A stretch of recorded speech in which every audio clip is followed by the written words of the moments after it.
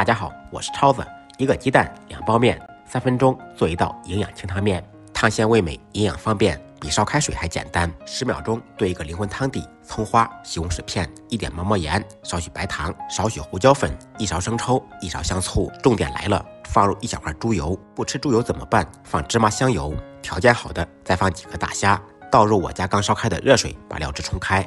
接下来起锅，锅烧热，放入1点油。煎鸡蛋容易粘锅怎么办？放入1点毛毛盐，一定要单手打入鸡蛋。放盐可以防止粘锅，还可以使鸡蛋入底味。大家快看，鸡蛋在锅中如此的丝滑飘逸。鸡蛋煎好一面以后，趁它不注意，翻过来煎另一面，用30秒钟就可以煎一个完整的荷包蛋。煎好以后盛出备用，不用砂锅，倒入长江水煮这种面，切记不要等到开锅再放。